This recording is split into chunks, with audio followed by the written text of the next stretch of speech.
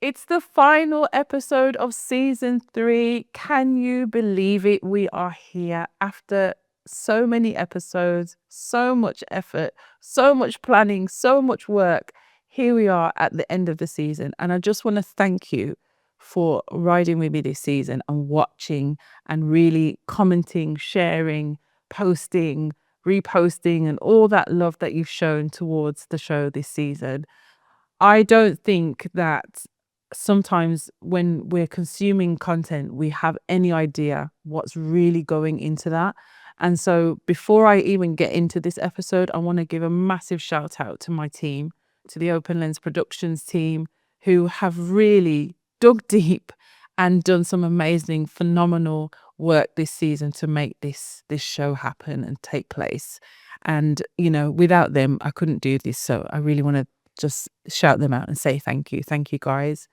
Um, I think for me, this has been a season of leveling up. It's been about really looking at what we were sharing and taking that to a next level. So, and also in many ways, unveiling myself, coming out a little bit more and showing you what I do and how I do it. So that's been really interesting because actually I've not really been the person on the other end answering the questions before. So that's been really interesting and really enjoyable. But in this episode, I really want to share with you some of my really strong takeaways from this season and some of the interviews that have really kind of challenged my mindset or just made me think about things completely differently. So stay tuned because there is so much more to come.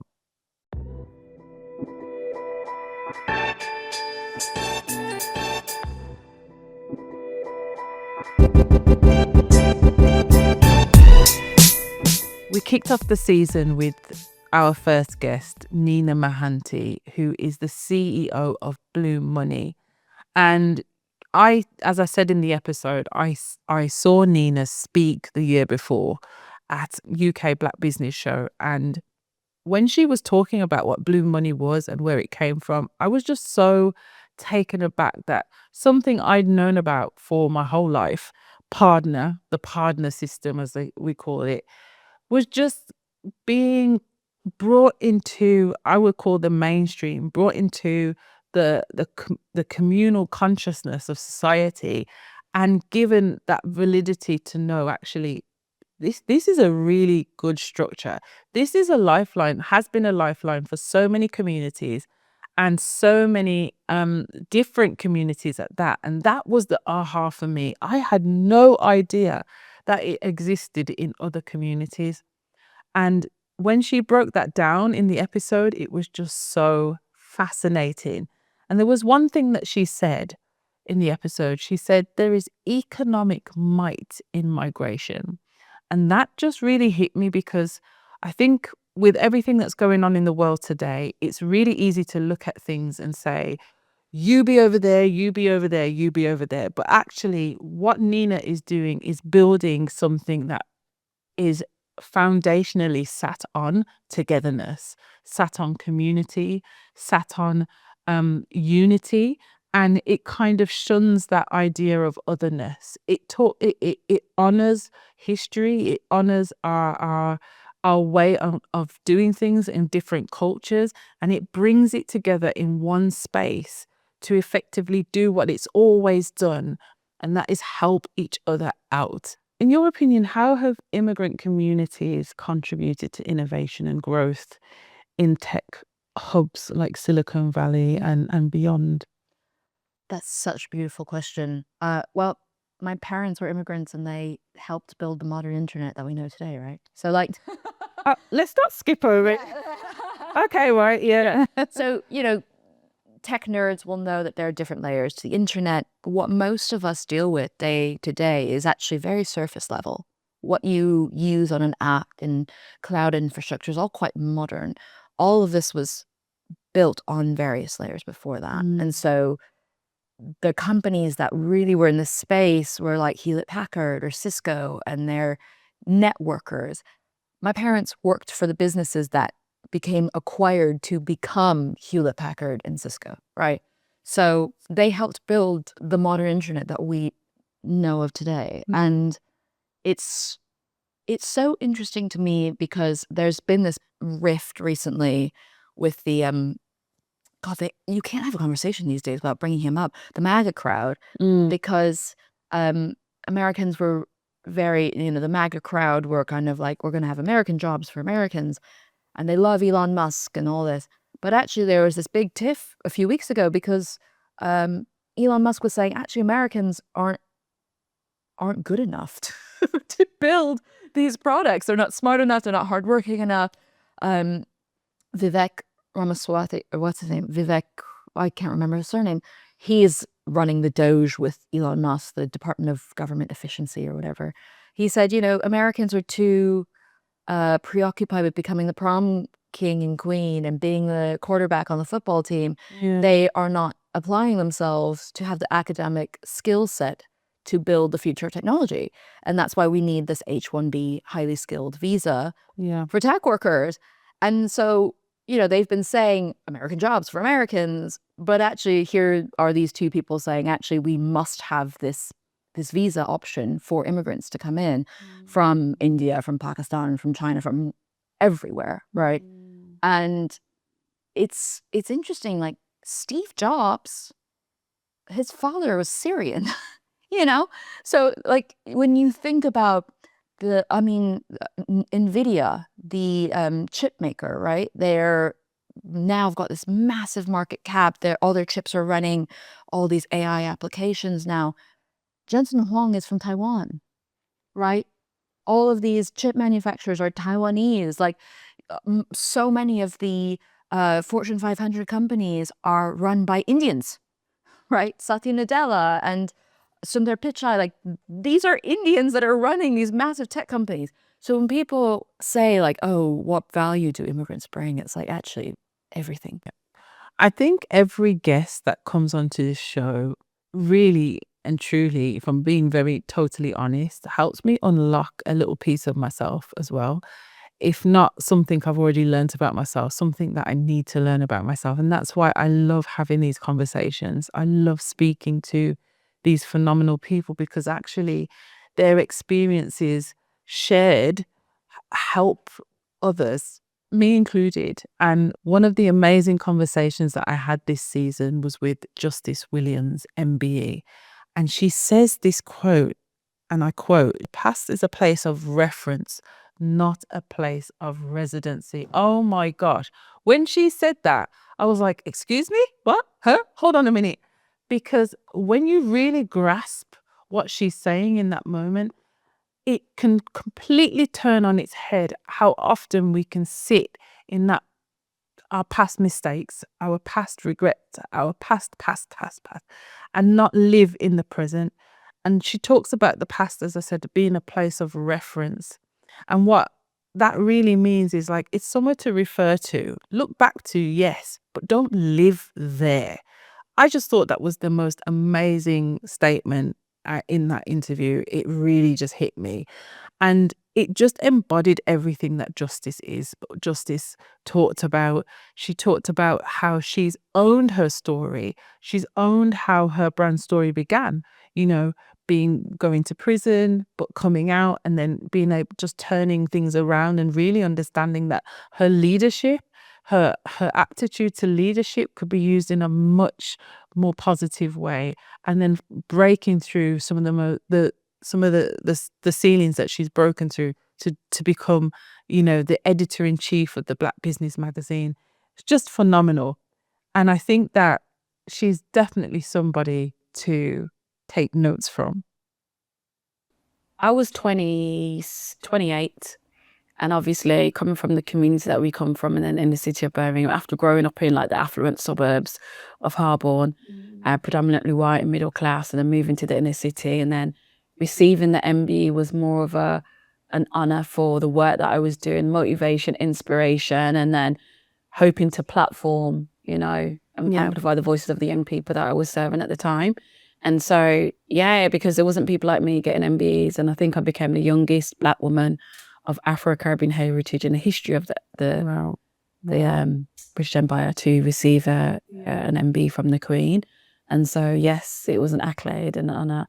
It was more so around amplifying the work, as I said.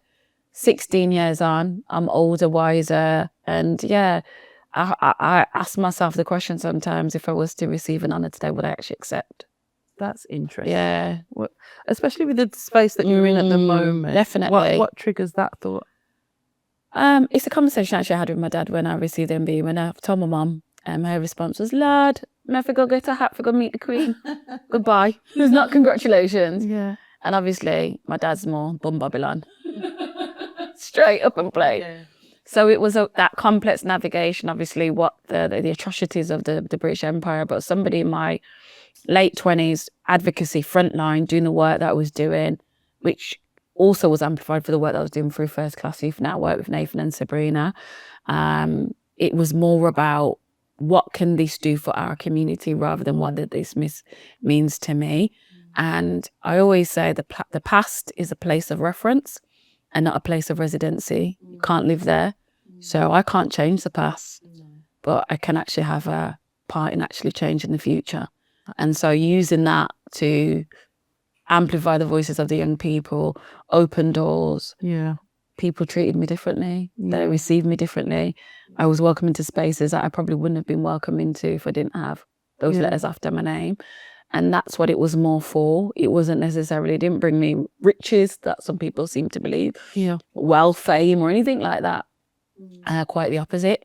Because again, it can be problematic. But I think now, when I'm more enlightened, more knowledgeable, it's a thing would it be required?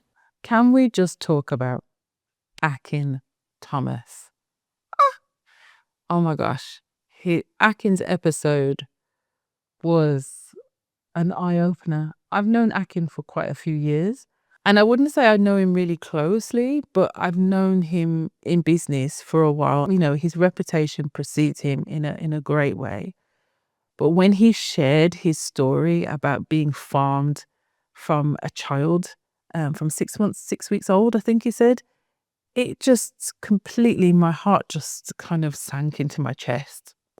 To know that actually to have been separated from his family at such a pivotal time, such a developmental stage in his life, and to see where he is now, phenomenal, absolutely phenomenal.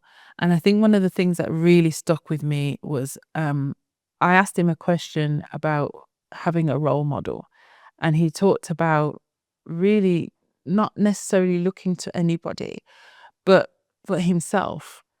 And, it made me think, because actually, how often do we do that? We can look at other people and say, they've got really great attributes or characteristics and whatever. And I think that's really great. But it kind of spoke to the strength in him that he was able to, even not having had that compass of his family around him growing up, was able to look to himself and know there's more to life. There's another way, as he puts it. That was really something that stuck with me, because I thought, actually, yeah, whenever I face some kind of something or an idea, or I've got to innovate, maybe if I just sprinkle a bit of Akin's thought process on that, I might be able to unlock something greater than what I was previously thinking before. And I think for me, as you mature, as you get older, there's a sense of actually, okay, what else is this outside? Yeah. So for me, my university decision was based upon how far can I get away from this place? Yeah. So I literally looked on the map. Yeah. Yeah. Loughborough University. I was good at sport. Yeah. I wanted to do psychology. And the reason I wanted to do psychology is because, again, life at school, it was the art of regurgitating information. If you can remember information and repeat it, you were successful. Yeah? If you were not able to repeat information, you were unsuccessful. And it wasn't until I did an A-level and a teacher asked me, so what's your opinion? I was in a sociology class. She goes, so what do you think? it threw me. I mean, what do you mean, what do I think? Tell me the answer. That's because that's the learning process. And that, again, never left me, because if you think about it, most people don't even know how their opinions have been formulated. That is very true. Yeah? Yeah. So why do Yeah. you think like you think? Yeah. They don't know. It was a mind-blowing. So I think if you think about it, it was a literally, what do you mean, what do I think? It was the first time, and I was 17 years old, that I had been asked, what do you think? It was the first time I've been asked, what is your opinion? And I think that was one of the real light bulb moments which shaped me in terms of, I have an opinion. So, of course, I did get to interview my lovely sister, Jacqueline Anderson, and who is the CEO of Diamonds in the Rough. And, you know, when you grow up as family, you kind of feel like you know everything about the person. But in that interview, she was quite raw when she there were things that she talked about that I had no idea of. And one of the things that really hit me was when she said she the doctor had asked her, why do black mothers cry? You know, she'd found out her son was diagnosed autistic, and that was the question that the doctor asked. And I think that what really hit me in that moment was, especially because she'd never shared that with me before, was the sense of what we as black mothers, black women have to go through. And I think that question, it was kind of shrouded in a lack of understanding from such a clinical point of view, made me really think about the challenge that, you know, how difficult it is to navigate society and how much people really don't understand the black experience sometimes, or really haven't given themselves over to try and understand, I should say, the black experience. Because to be asked that in a moment where you are completely broken and, you know, really worrying about the future of your child and what this now means for them in the society that we live in. Wow. It takes some real strength to get through a moment like that and come out and do what she's done off the back of it. So I salute you, sis. I do. At the time, there wasn't a lot of diagnosis, because I got my son diagnosed at the age of 3, and a lot of people were asking me, how did you do that? How did you do that? Because people are still waiting for diagnosis now. No, because at the time, the early diagnosis wasn't really done unless there was really severe autism. And because he would have been just under the invisible spectrum and just passed. But because I knew about the development stages, I knew, because even his assessment, his plan, it was called a statement at the time. Right. They're my words. Right. When he was doing that, I was telling them this, that, and the other, because I know my child. I know both my child. I was, as I said, observant, so I could tell them. And so it just fitted in. So yeah, his statement is basically what I told them about him. Nothing that they discovered in the assessment that I could see.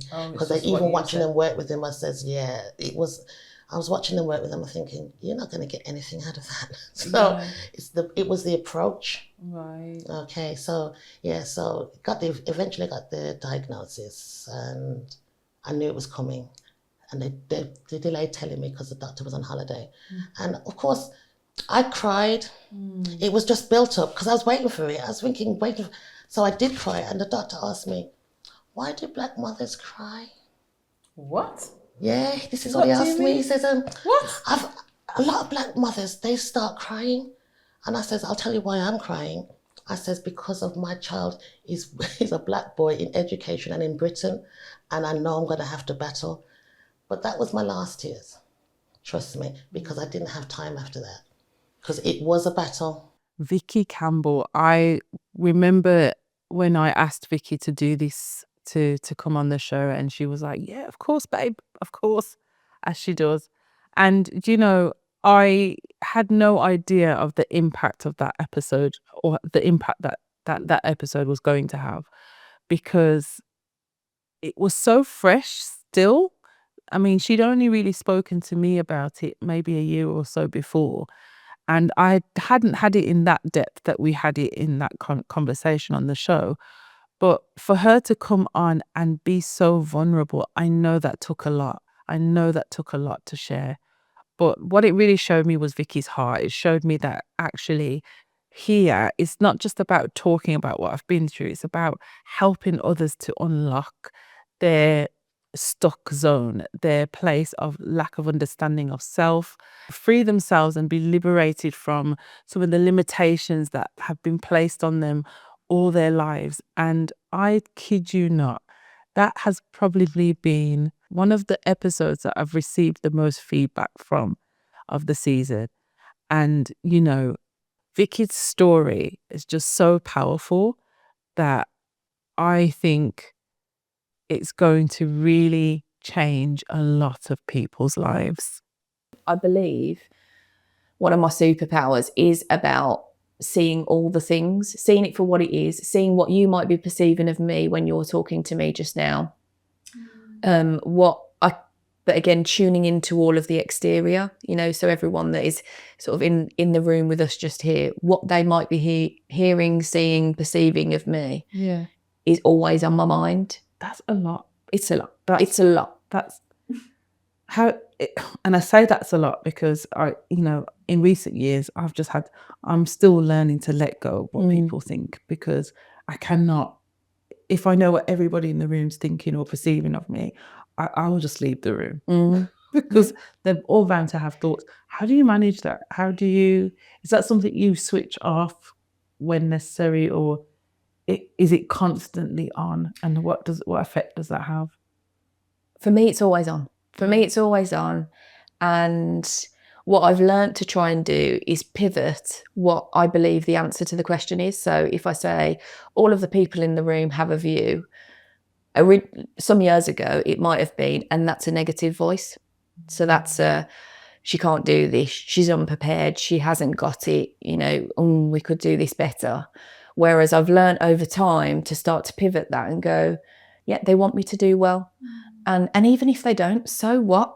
In the nicest possible way. Like, I'm hearing it, I'm noticing it. And I think that's the difference. And what I try and explain to people just now is notice it, like it almost like receive it in, but be accepting of it. I talk a lot about compassion. Be compassionate that they're in a different space from you. But do you know what? You can't control what they're thinking. Very true. Now, I say this because I've got positive energy today. I woke up in a good mood. All is well. When I'm not in that space and I feel like the world is sort of judging me judging you in that way, I don't necessarily have that view. And that's hard because I have to try and find a balance to bring myself back up to a positive stance. I don't think it's something that's going to leave me. And maybe that's where, and I will come on to talk about it, maybe that's where diagnoses come from, but learning a bit more about accepting who you are and sharing that with the world, regardless of what other people think, has almost been the back end of the journey. But yeah, it's been a step through to get there for sure. It has. And I know therapy wasn't something that you just stepped into just quite, I mean, I can only talk from my first experience with therapy. I was actually recommended to a counsellor because I was going through a really crappy period. And it was my sister-in-law actually that said to me, I think this would be good for you. And it took me a while, but I set the appointment up and I went to this place and I said to the lady, she's amazing. I said to her, we don't do this. We Black people, we don't do therapy. And she was like, okay, so why are you here? And I was like, I don't know. And I sat there for an hour and it was kind of like the weirdest experience because I could not wait to get out of there. And I disappeared for like 3-4 months. Yeah. And she called me one day and she said, you haven't come back.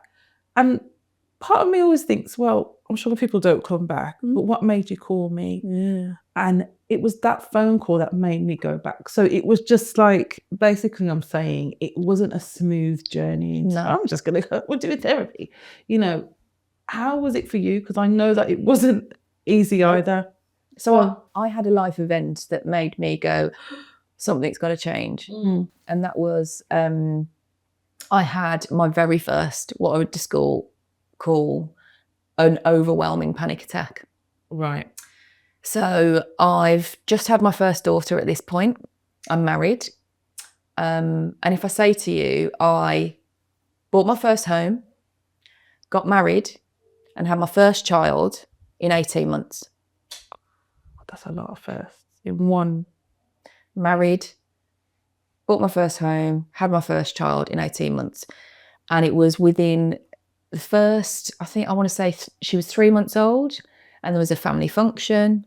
It was in Gatwick. That's a decent drive away from where we are. And I'm like, right, okay, let's all get in the car and let's go.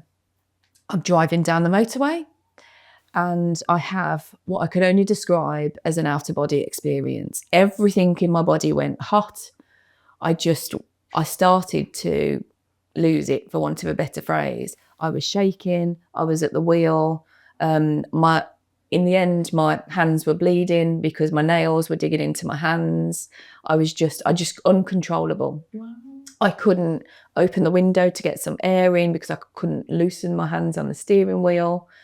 All this pressure and this build-up of all the things I've just talked to you about almost like hit me like a ton of bricks. Gosh. No warning, no nothing. It just happened. My daughter's asleep in the back in the car seat, thank goodness. Yeah. My husband, he's a Londoner. He can't drive. They tube it everywhere, right? So I've got no outlet. Mm. And yet again, I'm in a stage where I feel alone because it's on me to fix it. It's on me to get us to that destination. Make it right. And make it right. Right. Did I get off that motorway? No matter how many times my husband said, stop at the services, it's okay, don't worry, very supportive. No, I didn't, because I had to get there. I was doing 40 in the slow lane on the M25. I had lorries going past me. I've had trauma in my past experience where my grandparents were killed on the M42 in a tragic accident. Their car blew up and so on when I was 16 years of age. So with all of that that's in my backstory, I didn't know had sort of clearly been there hovering over me, and it just all came to the forefront in this journey to Gatwick. I got there, so I did it. Could I get home? Absolutely not. I had to get a family member to be on my insurance to drive us back home when we were ready to go home, because there was absolutely no way I was getting back in that car.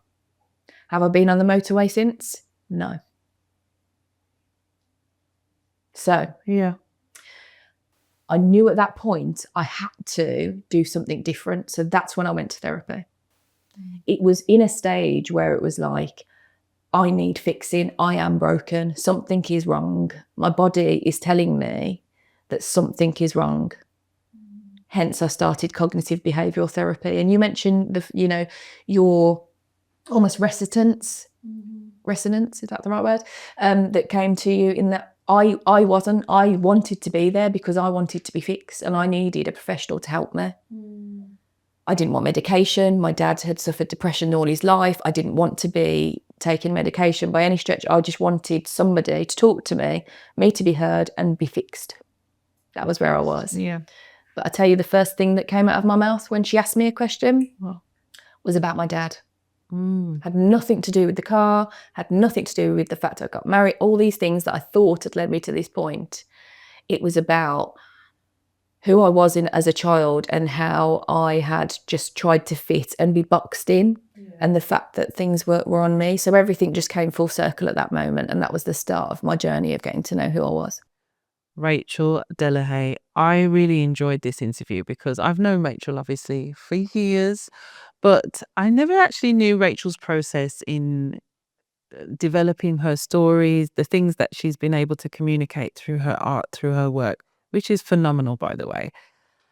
But I think what really stuck out to me with Rachel's conversation is she talked about this idea of mentorship and not having to have gone to the best schools to receive it, and how that everybody should be able to take up space. And she really talked about this creative equity and equal opportunities for people coming from the same backgrounds as she did. And I thought to myself, I think that's something we're all striving for deep down in different ways, but the way she put it was just really, really, it really resonated with me, because actually, if we're able to create equity in the creative spaces, if we're able to, give opportunities to everybody equally, how much richer would we be in terms of the content that we receive back, the art that we're able to gaze upon, and also, who we're able to actually really, really enjoy. And I just really loved what she said about that, because I felt like, yeah, I think that's definitely a social corner I'd like to see in 5 years' time. And so I guess there's something that feels necessary there's something that is necessary in our industry. I think the reason I'm struggling is because I'm trying to work out, should it be necessary? I don't know that it should, but there's something in kids who go to private school and public schools of like, I guess, what's the word? Like almost like big brothership, having mentors, having people to talk to. There's a brilliant drama school, I think, that's famous for this, where they you get teamed with Judi Dench, and if you've got a question about your self-tape for your new audition, you can talk to Judi Dench about it. And if Judi Dench is giving you feedback on your audition, how can you not thrive? And so those brilliant things that I guess I'm talking about giving back, like people giving back. So Judi will do that because she wants to give back to the drama school she gave to, and the same with people at certain schools, they want to give back. But how do we make sure people are giving it back equally, and everyone's receiving and everyone has access? And also, how do we, I don't know, just like setting up structures so everyone is being supported and brought through and looked after? Because I think there's just such unfair advantage. And how is that rectified and equalized? And then also, I think I'm struggling to answer, Daina, because I'm like, I don't know. Like, maybe you just, like, there's a world where it's like, just stop it, and then it's equal. But I do think there's something really lovely about the people who've given me time. I always remember like Roy Williams, the brilliant, brilliant playwright, really early on, just like giving me a cup of tea in an hour. And you're like, I couldn't tell you what he told me in that hour. And I don't know that it changed my writing per se, but I felt so valued and so special and so important that this kind of brilliant, like, change maker had gifted me an hour. Like, I felt, and I wonder if that's what it does. It means you can walk into your next room a little bit taller because someone believes in you, someone cares. So I just think it's just constantly passing that back. But then also it's really hard, isn't it? Because as I'm saying that, I'm like, I'm not the person that can bounce back, because I'm just like a lowly, I'm not the Roys of the world. And then that's, it's just really complicated, because then I'm like, oh, I'm blocking, help. I don't know. And that's okay. And I think that's true to how you've described your writing. Just no answers, just questions. It's pause for thought. There's still space to work that out. But I think what I'm getting from what you've said is it shouldn't be so hard. It shouldn't be so hard. And Roy, what was his name? Williams, And Roy Williams, what he did was invite you to the table. And when someone invites you to the table and you have a seat and you have the jurisdiction to have a meal or a cup of tea, it's kind of like, oh, I can sit here and I should be able to sit here whenever I want.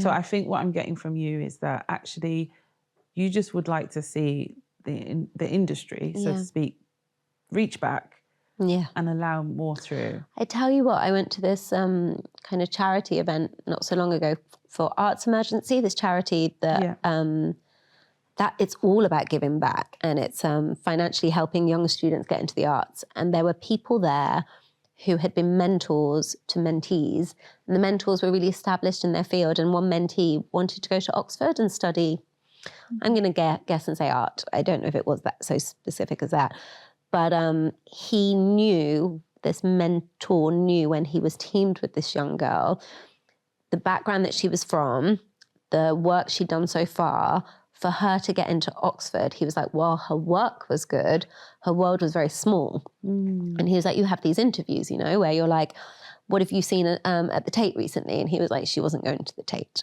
So he was like, my job was just to take her to galleries. And he was like, we were taking her to galleries, and we were having a cup of tea after and interrogating what we'd just seen and questioning it. And he was like, you do that 2 or 3 times.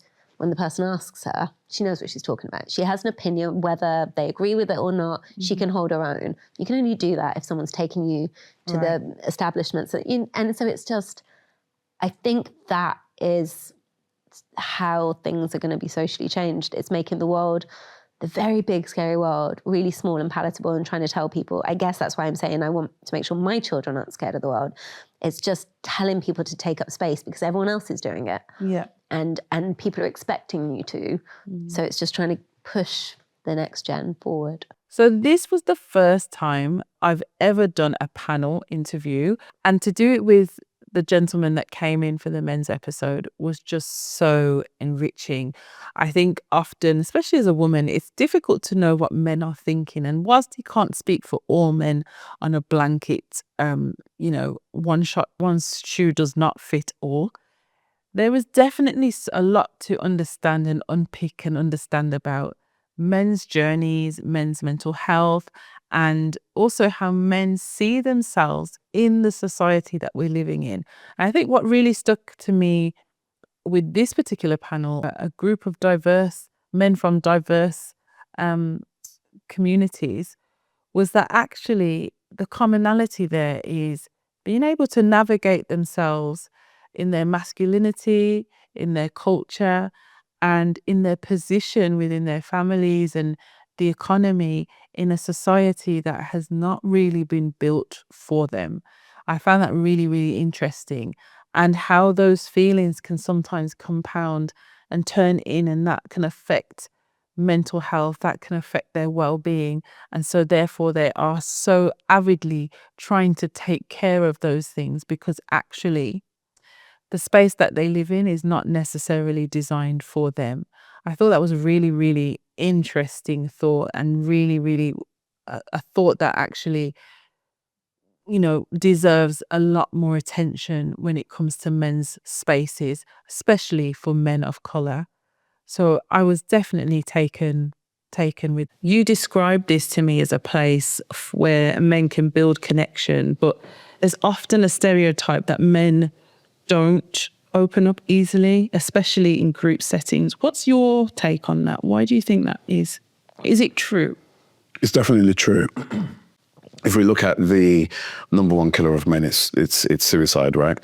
And I think that's because of this whole kind of concept of masculinity is broken.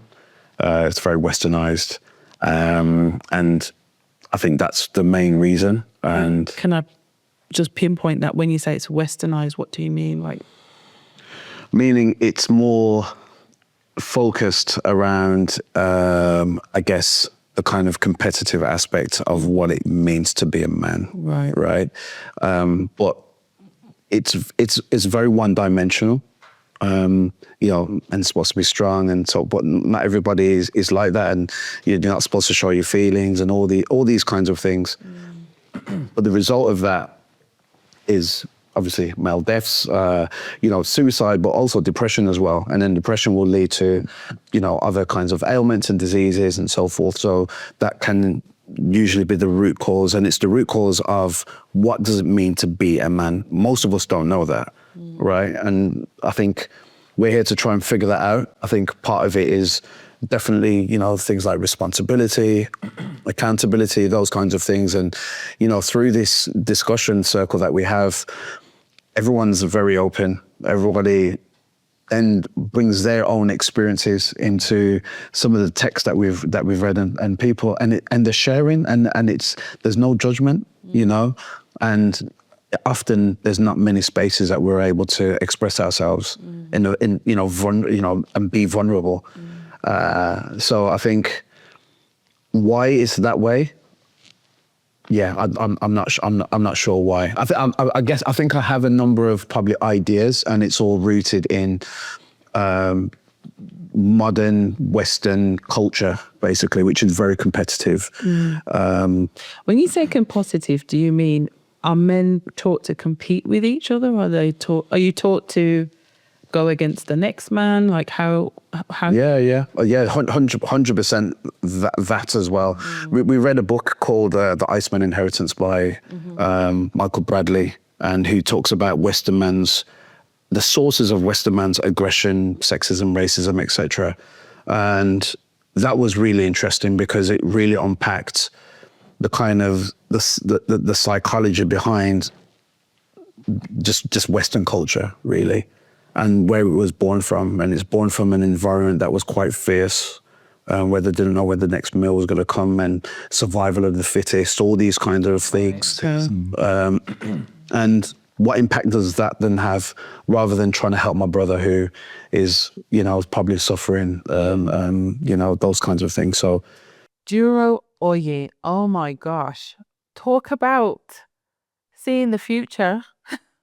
There was so much of myself that I could see in him that was just like, oh my gosh, learning from. And they say you shouldn't put yourself around people who are just like you. You should put yourself around people who are further ahead of you. And I can definitely say there was so much about Duro that I just could aspire to. And I just found him so inspirational. But what really hit me in his interview was his confidence in when he was talking about diversity. We're in a time where diversity is really being questioned by so many different groups and social circles and all sorts. But what he talked about was the fact that actually, if we kill diversity, it's only going to come and bite us back in the backside somewhere down the line, because the generation coming up will be the ones that are running things in X amount of years' time. So we have to be thinking about them and not just us now. But, we had this kind of dialogue between us about the generation coming up and the generation of who we are and what we should be doing at this particular moment. And I thought that was a really powerful moment in the interview that really deserves, I think, some more exploration down the line. So I'm really looking forward to delving deeper into that with Dura at some point. But check it out in this clip. I want to ask you because we speak a lot about young people and our focus is there. I don't know what generation you are. I'm a millennial. Same. And I think it's good that we're looking towards the future for them. But I know from my own conversations, there's definitely a lot of our generation that feel like we are becoming redundant in some ways because we once were the generation that people were looking at and speaking of. What do you think the role is for us as millennials now to be playing in the future for ourselves? I like that. I've never really heard that before. Nor have I thought about it in much depth. But for me, I'd say right off the cuff is paving the way for that next generation. And we're not paving the way as in, okay, we're paving the way and then we're moving out. Like we're parents now. Yeah. We are the adults that we once looked up to and thought, oh, they've got it all figured out, only for us to get here and like, oh, everyone's still figuring stuff out. And yeah, it's funny that like we're the adults now. People are looking at us saying that, yeah, you guys are the ones. And for me, it's like passing the baton on, but how far, if you're looking at like in terms of a relay race, how far have I gone to set things up in place for the next person to come along to really be able to pass the baton on and smash it? So we're not at the end yet. No. Even though we're paving the way, we're still charting our own course as well, right? Like we're millennials, the way I see it, I've got 20 summers. That's the way I look at it. I've got 20 summers left in me. Like each year is another summer. Each year is another way for me to shift the dial. And I'm only just entering essentially the morning of my life. Like I know who I am, very comfortable in my own skin. I've built up enough of a safety net for myself and my family. Now I can go real hard. In the next 10 years, I can quadruple what I did in the last 20. because of the level of exposure, access to network, knowledge, information, technology. So I'm far from done. So in terms of I'm just speaking for us as a generation now, like we're not at the end of our tether just yet. And that's clearly, you know, like you said at the beginning, everybody's here for a purpose. I think sometimes, I suppose what's coming to me more these days is that I think there needs to be a duality in the message. As a millennial speaking to the younger persons, I also need to speak to my generation and let them know you're not making yourself redundant by reaching back. Because I think the fear that I sense from the conversations I've had is the same fear I see in the MAGA hats, in racism, in prejudice. It's the fear that I'm going to be erased. Extinct. I'm going to be extinct. I'm not going to survive. And everybody is trying to preserve life.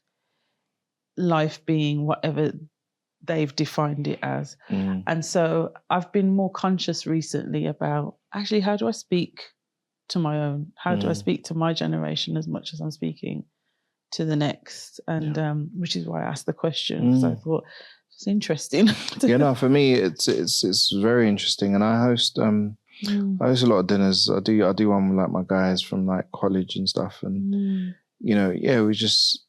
we're all at different, same stage in life, but all doing different things. But being able to hold each other accountable as well, you know, as Black men, predominantly as fathers, you know, like all of these things are important. Like, yes, we've got families, we've got kids that we're raising, but how are we holding each other accountable? How are we still setting new goals for ourselves? How are we ensuring that we are continuing to push boundaries? Because I'm going to keep going until I'm no longer here.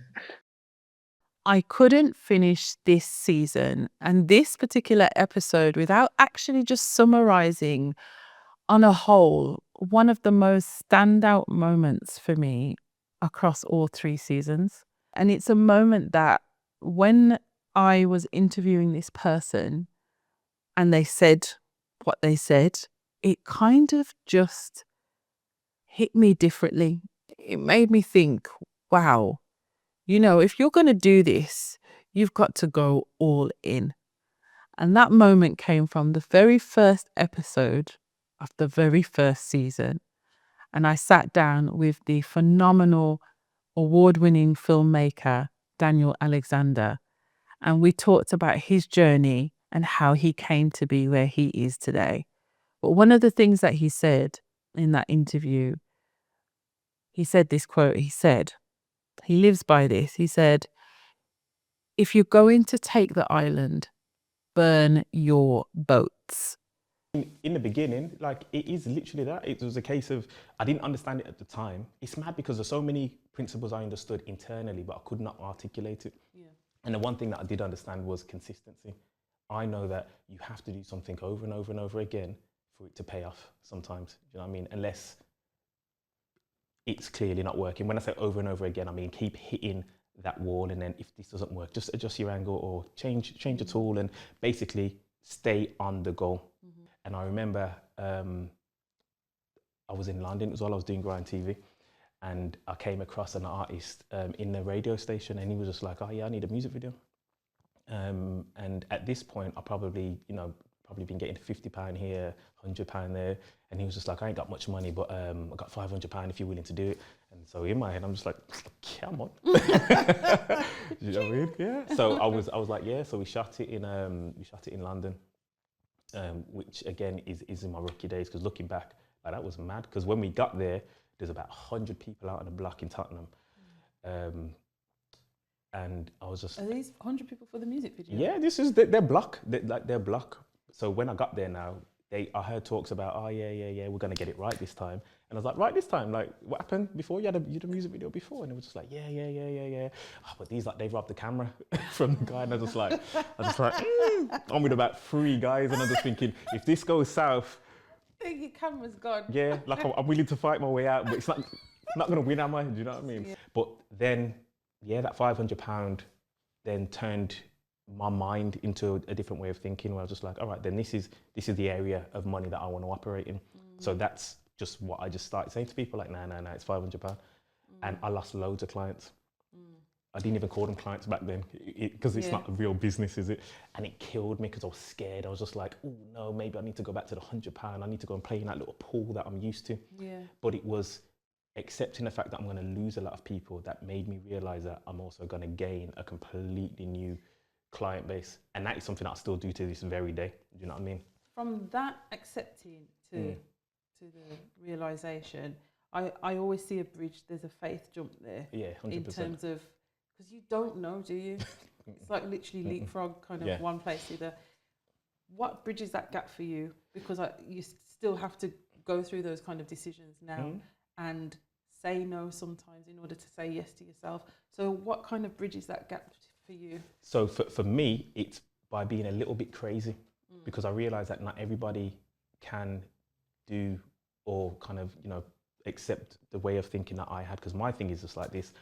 I don't mind going broke and sleeping on the floor. Do you know what I mean? In the transition to a better place. Right. Whereas I know a lot of people even today will struggle with that kind of way of thinking. They'll be like, no, I've got real life to think about. I've got bills to pay. I've got blah, blah, blah. I've got children. And I understand that. And I would never recommend anybody to even think or feel the way that I do. But I'm very at home with losing everything to get to where I need to go. Like, I'm okay. I can't remember who said it, but it's that kind of philosophy of take the island. Like, if you're going to go to an island to take it, burn your boats. So you have no option to leave the island and go back to safety at some point. Like, once you can make that commitment, you're here now. That was a defining moment for me when Daniel said that, because actually it made me think about how much you have to put in to really get what you want out of life.